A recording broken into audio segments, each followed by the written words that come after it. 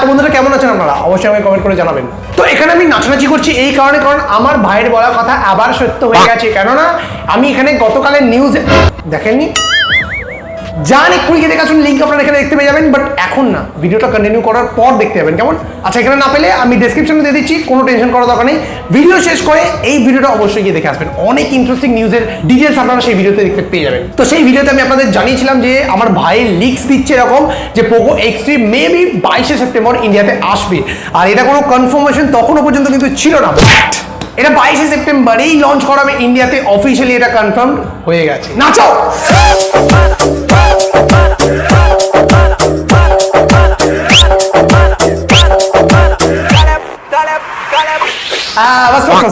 তো বন্ধুরা এই খুশিতে একটু সাবস্ক্রাইব হয়ে যাক হালকা করে, আর বেল আইকনটাকে অল করে দিন। বাকি এই ধরনের ভিডিও তো আপনারা রোজ পাচ্ছেন এই চ্যানেল থেকে। ওকে, তো আজকে আমরা বেসিক্যালি কথা বলবো রিয়েলমি যে নার্জো 20 সিরিজ আসার কথা ছিল আমাদের ইন্ডিয়াতে, সেটা তো কনফার্মেশন হয়ে গেছে, মানে ফ্লিপকার্টের ল্যান্ডিংয়েও চলে এসছে।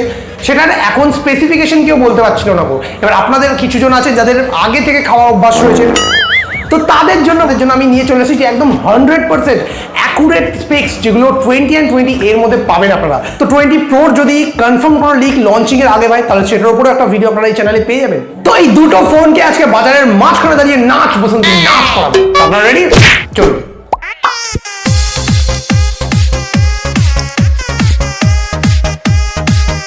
তো সবার আগে চলে আসছি 20 এর ব্যাপারে, না মানে 20A এই মোবাইলটার ব্যাপারে। তো এই যে ফোনটা 20A, এটা মনে হচ্ছে নাকি নার্জোর যে 10A লঞ্চ হয়েছিল আগে, বিলকুল বিলকুলটা হিন্দি না, কার্টুন দেখা ছাড়তে হবে। তো ডিজাইনের কথা বলে অবভিয়াসলি এখানে আপনার পলিকার্বনেটের বডি পাবেন, গ্লসি টাইপের ব্যাক প্যানেল থাকবে, ফিঙ্গারপ্রিন্ট সেন্সর পেয়ে যাবেন, অ্যান্ড ভার্টিক্যাল শেপে এখানে আপনার ট্রিপল লেয়ার ক্যামেরা দেখতে পাবেন। তো এখানে আপনারা 6.5 ইঞ্চের জলের ফোঁটা সমেত, জলের ফোঁটা কি জানেন না? আরে ওয়াটার ড্রপ নচের কথা বলছি, একটু ঘুরিয়ে কথা বললে আর বুঝবেন, এই জন্য আপনার পরীক্ষায় নম্বর কম পেতেন, যদিও আমিও কম পেতাম, তার জন্য নয়। তার সঙ্গে এখানে HD+ রেজুলেশন পাচ্ছে, এই ফোনটার উপর তিনটে গরিলা বাবা পটি করে দিয়ে গেছে। র্যাম ভেরিয়েন্টসের কথা বলে এখানে আপনারা 332 এবং 464 দুটো র্যাম ভেরিয়েন্ট পাচ্ছেন, ট্রিপল ক্যামেরা আর ট্রিপল কার্ড স্লট, দুটোর মধ্যে এতগুলি, তো এখানে আপনারা ট্রিপল কার্ড স্লট পাচ্ছেন, আর eMMC স্টোরেজ টাইপ পাচ্ছেন, তার সঙ্গে LPDDR4X এর র্যাম টাইপ পাচ্ছেন। ক্যামেরা কথাটা এখানে মিটে দিই আমি, একদম ট্রিপল এর ক্যামেরা এখানে আপনারা দেখতে পাচ্ছেন, আমি আগেই বলেছি ভার্টিক্যাল শেপের মধ্যে, একেবারে নার্জো 10 এর মতো দেখতে ফোনটা। তো এই ট্রিপল লেয়ার ক্যামেরার মধ্যে যে প্রথম ক্যামেরাটা মেইন সেন্সর সেটা থাকছে 12 মেগাপিক্সেলের, তারপরে যে দুটো 2 মেগাপিক্সেলের ক্যামেরা রয়েছে সেটার মধ্যে একটা থাকছে রেট্রো ক্যামেরা সেন্সর, অ্যান্ড সেকেন্ডটা থাকছে ব্ল্যাক অ্যান্ড হোয়াইট সেন্সর, আর সামনে দিকে নিজেরই সুন্দর মুখটা দেখার জন্য যে ক্যামেরাটা রয়েছে সেটা থাকছে 8 মেগাপিক্সেলের। পারফরমেন্সের কথা বললে মানে কি চিপসেটের মধ্যে ইউজ করা হচ্ছে, সেটা থাকছে স্ন্যাপড্রাগনের 665, যেটা আপনারা রিয়েলমি 5 এর মধ্যে আগে দেখতে পেয়েছিলেন। নিজের ফোনটার ব্যাপারে কেমন বলছে, আমিও রিয়েলমি 5 ইউজ করি, আগে অবধি সব ঠিকঠাক ছিল যতক্ষণ অ্যান্ড্রয়েড 9 পর্যন্ত ছিল। 10-এ যে আপডেট করলাম না, এত প্রবলেম, এত মানে আপনারা নিশ্চয়ই খুব ভালোভাবে বুঝতে পারছেন যে আমি এই যে ডিস্টেন্সটা এত এর মধ্যে কত প্রবলেম হয়ে যায়, বুঝতে পারছেন। অ্যান্ড্রয়েড সিস্টেমের ইউআই কথা বললে কি বলবো, অ্যান্ড্রয়েড 10 আর রিয়েলমি ইউআই কতবার একই। সেন্সার্সের কথা বলে এখানে আপনারা সব রকমের সেন্সার্স অ্যাভেলেবেল পাচ্ছেন, তার সঙ্গে ফিঙ্গারপ্রিন্ট সেন্সর পেয়ে যাচ্ছেন, পিছন দিকে ফেস আনলকের ফিচার পাচ্ছেন, 3.5 হেডফোন লাগানোর জায়গাটাও পেয়ে যাচ্ছেন তার দেয়া, আর ব্যাটারি 5000 mAh এর ব্যাটারি থাকছে। টাইপ সি পোর্ট পাচ্ছেন না, টাইপ সি পোর্ট কি করে বাজেট ফোনের মধ্যে, মাইক্রো ইউএসবি পোর্ট পাচ্ছেন, আর 10 ওয়াট একটা নর্মাল চার্জার ফোনটার মধ্যে দেখতে পাবেন। হ্যাঁ, আবার কি দাম বলছি বাবা, বলছি এত উত্তেজিত হয়ে পড়ছেন আপনারা, একটু আস্তে ধীরে বলছি আমি দাম কত কি নাকি। তার আগে বলে নিতে হবে নার্জো 20 যে কনফার্ম স্পেক্স সেগুলো। তো এখানে নার্জো 20 মোবাইলটা না খানিকটা এরকম দেখতে হবে, রিয়েলমি C12 এর মধ্যে, যদিও এই C12, C15, C17 সবই এক গোয়ালের গরু, তবুও বলতে হবে C12 এর মতো খানিকটা দেখতে। এখানে আপনারা ভার্টিক্যাল শেপে তো বলবো না, মানে এটা চৌকো শেপে, স্কোয়ার শেপের মধ্যে এখানে আপনারা ট্রিপল লেয়ার ক্যামেরা পাচ্ছেন। কোয়াড ক্যামেরা সেটআপ দেখতে পাচ্ছেন, ওখানেই তো বোকা বানাচ্ছে আপনাদের। ওখানে কোয়াড ক্যামেরার মতো করেছে স্কোয়ার শেপ, কিন্তু ওর মধ্যে দেখুন একটা ফ্ল্যাশ লাইট রয়েছে, ওটা ক্যামেরা নয়। এই তাই নাকি? তো বন্ধুরা এখানে আপনারা ক্যামেরা মডিউল যেটা, সেটাও কিন্তু দুটো ফোনের একদম সিমিলার দেখতেই পাচ্ছেন। তো এটা কিন্তু 100% কনফার্ম যে C12 এরই রিব্র্যান্ডেড করে নার্জো 20 ফোনটা আনা হচ্ছে। ডিসপ্লে কত থাকছে, 6.5 ইঞ্চের জলের ফোঁটার সঙ্গে, হ্যাঁ এবার বুঝতে পেরেছেন এক্স্যাক্টলি। তো 6.5 ইঞ্চের জলের ফোঁটা দিয়ে এখানে আপনারা গোরিলা গ্লাস 3 প্রোটেকশনের সঙ্গে HD+ একটা ডিসপ্লে পাচ্ছেন। তো এই ফোনটা বেসিক্যালি 464GB অ্যান্ড 428GB দুটো স্টোরেজ টাইপের সঙ্গে আসছে।